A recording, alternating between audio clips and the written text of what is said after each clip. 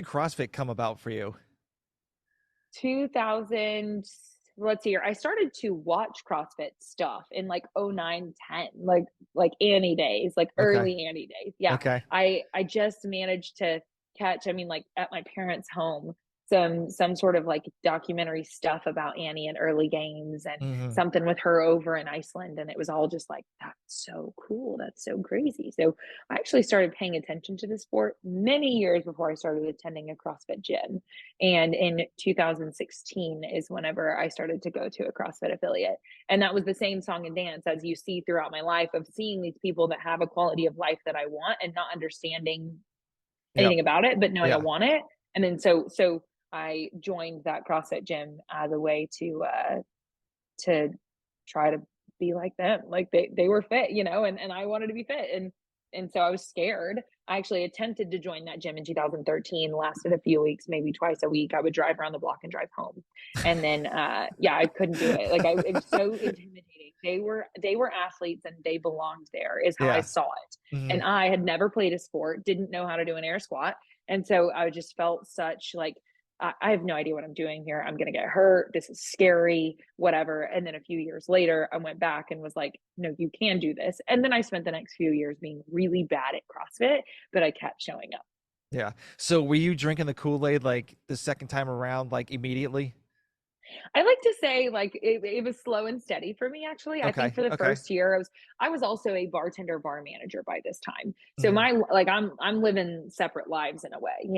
And so I would go 3 days a week for the first year ish. And I like the social aspect and things like that, but I knew I was bad at it. And I thought I'd always be bad at it. It wasn't until 2020 when things shifted for me in my brain of you could actually be good at this if Yeah. you Yeah. would Yeah. Yeah. apply yourself and believe in yourself. But anyway, so 4 days a week the next year, so on. So I like to say I like started out with like a sip here or there, and then maybe like 4 years in, I'm fully bathed in the Kool-Aid. Like I'm in. So yeah, it Okay. was a Very cool. slow journey, but Yeah. we've been baptized. Yeah. And so what made you become a coach? The coaching bit of it was literally just I wanted the education, Okay. is how it all Okay. started. And I refused coaching many times over. Um, so I like owe Bryce an apology, my coach from back home, which I love him. He's awesome, wonderful, amazing coach. Anyway, because he was like, yeah, but just because other people want to do this doesn't mean that you shouldn't do it. I'm like, yeah, but I got enough other stuff going on, and I don't know. Hmm. So I actually got three certifications, L1, L2, and then a CDP coaches development course, which is something that he does, which is actually wonderful, 12-week, super in depth. It's great. Anyway, did those before ever actually beginning coaching at all. And then Wit is who shoved me in the coaching because we had to go to all these gyms and do all of this coaching. So next thing I'm doing running classes in 2 to 4 facilities a day. Wow. And like how many people Yeah. would come into those facilities? We went to it was pretty wild. The road show was, and so it varied greatly. You would run classes of 10 and you would run classes of 60. That's crazy. Like I was a group fitness instructor for a while too, and like there was one time we had this like really small room. It was like a studio kind of like gym, and we literally had 25 people, and like there was no room for 25 people in this place, and it's like kind of like so crazy like to think like okay, you got to think of the fly like okay, you guys got to go out in the hallway, all right, run steps or just do all this stuff, and like it's so hard even for like one person to watch like 12 people, let alone like 60 people. So how did you kind of like not get too stressed out and like manage each situation? Listen, if you figure that out, you let me know. No, well, there were things. There were three of us on the road show. So Gus, Okay. who has wonderful coaching experience, Hannah, who also holds an L1 or two, and she was a gymnast. And so there were three of us. And so I held an L2 and had plenty of head knowledge. And honestly, that like I said, that CDP was very in depth, and we built out programming. It was wonderful. So there were three of us. So that made it a lot more digestible of, okay, we can do this. We're doing this together. Yeah. But then yes, it was run and gun, and it was you run into the facility, you assess the situation, what's the design of the room, what are we going to, and then you just go with it. And so but it was such good experience. I mean, I'm so grateful for that opportunity. It felt disorienting but I'm really grateful that they did put me in that role and give me that opportunity, because now I can go coach at these different events and do all this stuff and figure it out on the fly. And as much as I do like to be prepared, you can, in any space, move people through fitness safely if you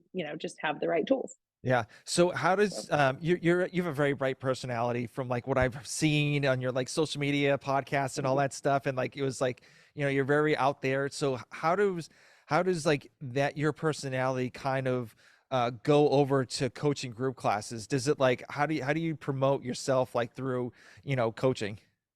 Yeah. Well, I think we have to address the fact that I'm new here. So that's part of it.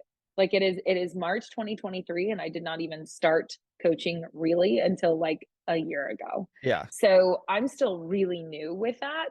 But I mean, I think I had a lot of grooming in the best, like, I'm not kidding when I say Bryce is, I mean, really worked us over with that course and I was also just coached by his coaches and by him for Hmm. so many years, that so much of what I choose to do is largely inspired by receiving such high caliber coaching for so many years. Yep. And so from there, yeah, I infuse my own personality and my own little quips and whatever, but now I also have stepped outside of that and chosen to get other certifications that have just given me different information that I now implement, such as the pain free performance specialist certification, which it's all over the U.S. and it's an incredible experience. Anybody who gets the opportunity to take that should take that. It's Hmm. so good. But anyway, yeah. So I mean, I don't know with the coaching, I don't even know the answer because we're new here. But I mean, yeah, the group coaching stuff is just, it's fun. It's high energy. And so you've got to direct people, like nobody knows what to do with their hands. And so you got to tell them what to do with their hands, and fill that hour with like safe movement that Yes. gets them better, that engages them. I mean, there's so much to it. Hmm. And really just being thrown in the deep end helped tremendously to like, okay, we can do this. Yeah, it's like one of those like things you have to be like thrown into the wolves to kind of get a gist of like how it works, and then be like, okay, that really didn't quite work out. Let's try a different avenue and kind of do that. So Yeah. Well, and with group fitness too, one of the things is I think a lot of people really like when they're coaching group fitness, like they want to like get a lot of stuff into that hour, which like you know what I mean? Like you want to give them their money's worth, like you want to have fun with it, all of that. But like keeping people moving safely is so important. yeah, And helping them get better is so important. And more volume doesn't equal better. And so with group fitness stuff, I think that's something that's so great to just kind of always bear in mind when you're programming for classes or anything like that, is like, is this designed in a way that these people are going to move safely and yeah. get better? Hmm. And that doesn't have to look like some, grueling hour, they're lying on the floor at the end. I mean, there are just so many different ways to go about it, which makes it fun. Yeah, and don't get mad at people talking while they're working out.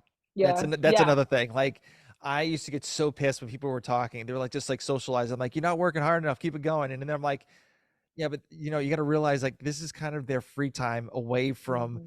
family or whatever, like whatever issues they're dealing with. So like talking to a friend is perfectly okay. That's that. I always Hmm. it took me a little while to get to that, but that's something that's very important. That's to think about. Yeah. Yeah, and then the other thing that I didn't mention that is just worth mentioning for group classes is warm them up sufficiently, Yep. and I would even encourage you to cool them down. Hmm. But I think that that's so, so important. That's something that, in CrossFit, there are a lot of facilities who do an amazing job of that. And in fact, if you go into like a Globo gym, right, you're typically not seeing most people warm up like at all. Hmm. And so we actually incorporate that at most affiliates, which is wonderful. But I really, really do think that giving someone a sufficient warm up, and that, I mean, that is part of the workout. And if you do it right, they're working out while they're warming up. And so Yeah. they're not getting their workout cut short. It's a really focused, intentional thing in the beginning. And I think that I hope that that's something everybody focuses on because it's important.